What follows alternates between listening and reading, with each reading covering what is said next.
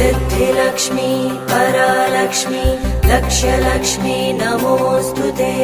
ब्राह्मीं च वैष्णवीं भद्रां षड्भुजां च चतुर्मुखां त्रिनेत्रां च त्रिशूलां च पद्मचक्रगदाधरां पीताम्बरधरां देवीं नानालङ्कारभूषितां तेजपुञ्जधरां श्रेष्ठां ध्यायेत् बालकुमारिकाम्।